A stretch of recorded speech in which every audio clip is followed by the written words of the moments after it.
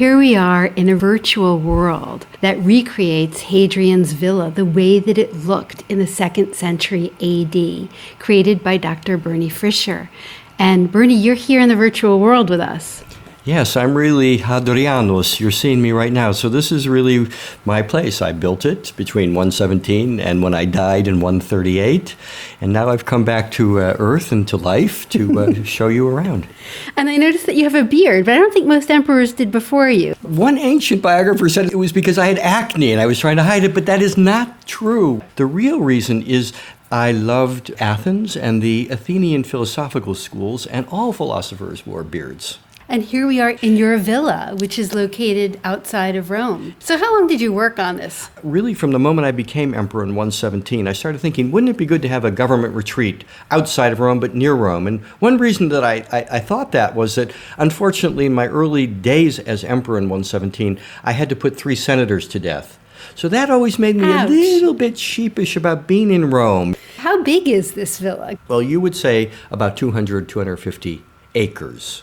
And there are 30 major building complexes. I was an amateur architect, and I just kept building and building. I was a bit of a maniac when it came to building. My predecessor and relative's chief architect, Apollodorus of Damascus, said some very unkind things about a building I designed in Rome, so I forced him to commit suicide. But that just shows how much I loved architecture. There are libraries here, there are temples, there are living quarters, there are baths. There are sculpture gardens, ponds and fountains.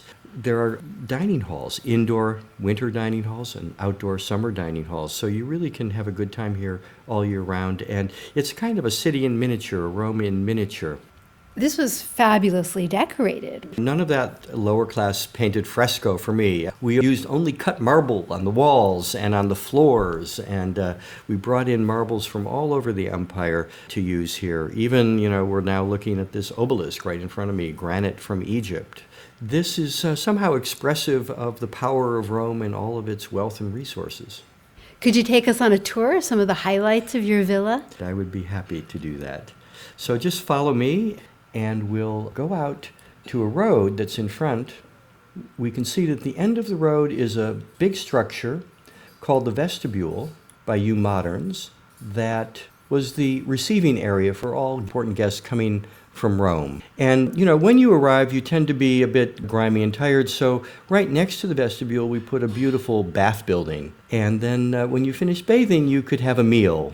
And then if I did receive you, it would have been in one of the many audience halls in the villa. This is a hall that could actually have held hundreds of people. And the villa in its heyday, for example, when the Senate visited me out here, could have had hundreds of guests. This is a very first reception hall. I notice these lovely views when I look through the doorways and the windows. I'm very interested in views, and I'm very interested in directing the gaze of the viewer to what I want him or her to see.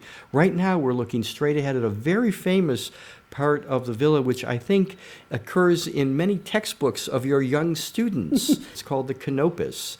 And I put one of my most creative pieces of architecture there. It's actually a curved colonnade, and the part of the colonnade above the columns we call the architrave. It's actually arched. Underneath the arches, I put some of my favorite statues. I wanted to make sure that even at the moment of arrival, my important visitors would be able to see and admire my design. And the sculpture that decorated the villa, this was all inspired by ancient Greek sculpture, but also some ancient Egyptian sculpture. I had copies made of my favorite types of Egyptian and Greek and even Roman sculpture, but I also commissioned some new pieces. I had 2 highly talented sculptors who worked for me. I brought from Aphrodisias in the middle of modern-day Turkey, Pappus and Aristeas, and they made some beautiful pieces I am told are still well-preserved today and can be seen in the Capitoline Museum. Could you take us to see the so-called Canopus? I'd be happy to. We're down in the Canopus at the end, looking toward one of my very favorite parts of the villa, the so-called Serapeum, Temple of Serapis.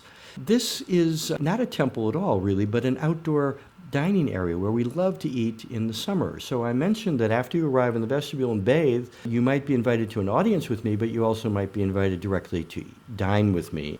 You can see how I cleverly designed this place to be very refreshing because it's filled with cascades of water from my own private aqueduct. The semicircular structure right in front of us is a so-called stibadium. It's a big couch, and we could have 20 or 30 diners banqueting with us on that couch. Of course, we would put down our cushions. Right now, you're looking at a colonnade with Corinthian capitals.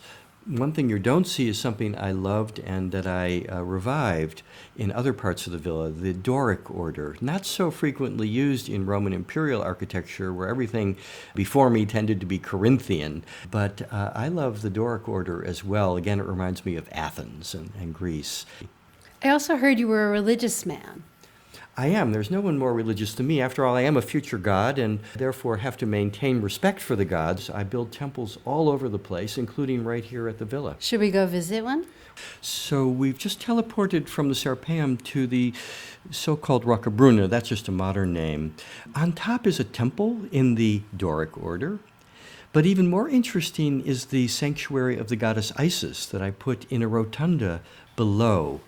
If you look around the sanctuary, there we can see the priest. We have a rotunda here. It's actually 2/3 the size of the Pantheon. The candelabra that we see in front of us are decorated with bases that have images pertaining to the cult of Isis. We can see in front of us the statue of Isis, which is now in a museum of Rome. Isis was the queen of heaven. As such, she rules over not only the earth but the sky. And her festival in Rome was on the summer solstice. If we turn our clock back to the summer solstice at sunset, and now we look at the statue, we can see how I have aligned the statue in the niche exactly so that at sunset it would be all lit up on the summer solstice. That's fabulous. And there's a frescoed ceiling in the dome. There is.